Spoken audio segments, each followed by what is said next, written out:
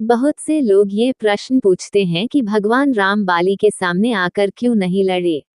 श्री राम ने हमेशा धर्म के अनुसार युद्ध लड़ा व शत्रुओं का संहार किया, लेकिन किष्किंधा के राजा बाली को उन्होंने छुपकर मारा। स्वयं बाली ने मरने से पहले भगवान राम के धर्म पर प्रश्न चिन्ह लगाया व उनसे कठोर प्रश्न किए कि आखिर उन्होंने उनके सामने आकर युद्ध क्यों नहीं किया।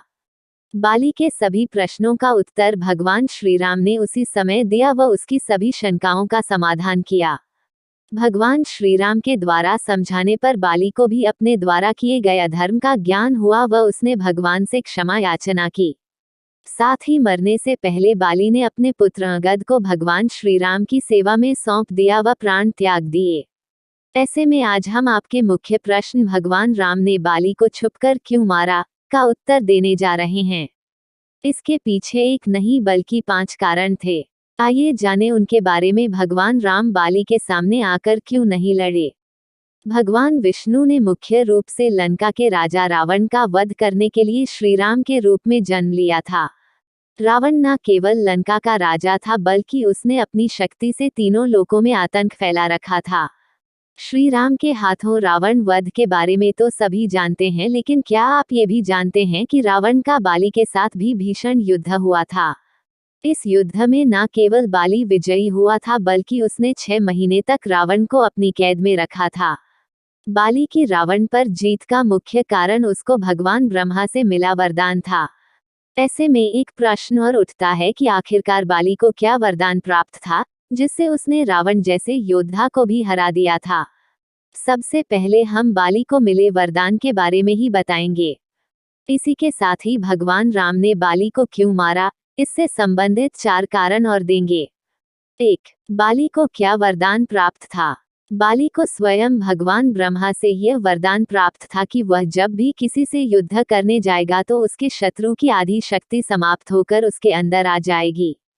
उदाहरण के लिए यदि बाली के अंदर 100 हाथियों का बल हो व भगवान श्री राम के पास 1000 हाथियों का बल हो तो भगवान श्री राम से युद्ध करते समय उनके 500 हाथियों का बल समाप्त होकर बाली के अंदर आ जाएगा।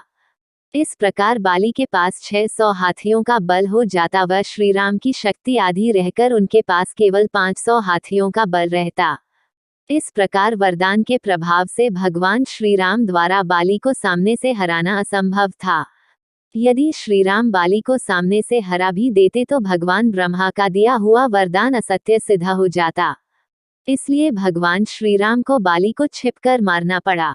यही इसका मुख्य कारण था। 2. राजा को दंड देने का अधिकार। चूंकि संपूर्ण पृथ्वी इक्ष्वाकु वंश के अधीन थी व उस समय अयोध्या के राजा दशरथ पुत्र व राम के छोटे भाई भरत थे। अपने राजा की आज्ञा के अनुसार भगवान श्री राम अपने 14 वर्षों के वनवास में राक्षसों व अधर्मियों का वध कर रहे थे। राजा के द्वारा दुष्ट लोगों को दंड देना धर्म पूर्वक कार्य होता है। बाली ने अपने जीवन में कुछ ऐसे कर्म किए थे जिसके कारण उसको दंड दिया जाना उचित था। इसलिए भगवान श्री राम ने उसका वध किया। 3. श्री राम व सुग्रीव की मित्रता। जब भगवान श्री राम माता सीता की खोज में सुग्रीव के पास पहुंचे तो उनसे उनकी मित्रता हो गई। दोनों ने मित्रता पूर्वक एक दूसरे की सहायता करने का वचन दिया। चूंकि सूर्यवंशी राजा एक बार वचन देने के बाद उससे पीछे नहीं हटते थे, अन्यथा ये धर्म के विरुद्ध कार्य होता। अपने पिता दशरथ के इसी वचन का पालन करने के लिए प्रभु श्री राम ने 14 वर्षों का वनवास लिया था। इसलिए अपने मित्र सुग्रीव को दिए वचन के अनुसार उनका बाली का वध करना निश्चित हो गया था, जिसे वे झुठला नहीं सकते थे।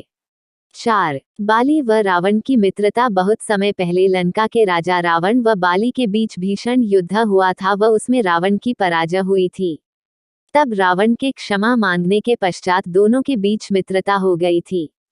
चूंकि रावण ही माता सीता का अपहरण करके उन्हें लंका ले गया था, इसलिए उसके ही मित्र से सहायता मांगना मूर्खता होती। इसलिए बाली को मारकर किष्किंधा के राज सिंहासन पर अपने मित्र सुग्रीव को बिठाना आवश्यक हो गया था। 5. बाली द्वारा रोमा का हरण। जैसे छोटे भाई के लिए बड़ा भाई पिता समान होता है, उसी प्रकार बड़े भाई के लिए छोटा भाई अपने पुत्र समान होता है। यदि छोटे भाई से भूलवश कोई गलती हो भी जाए तो उसे क्षमा करना बड़े भाई का कर्तव्य होता है। लेकिन बाली ने क्रोध में आकर न केवल अपने छोटे भाई सुग्रीव का भरी सभा में अपमान किया बल्कि उसे ठोकर मारकर देश से निकाल दिया। इतना ही नहीं, बाली ने उसकी पत्नी व अपनी पुत्रवधू समान रूमा को अपनी पत्नी बनाकर राजमहल में ही रखा। अपने भाई के जीवित होते हुए व रूमा की इच्छा के विरुद्ध उसने उसे अपनी पत्नी बनाया, जो धर्म के अनुसार बिल्कुल अनुचित कार्य था। भगवान राम ने मुख्यतया उसे इसी अधर्म का दंड दिया। भगवान राम ने बाली को छुपकर क्यों मारा?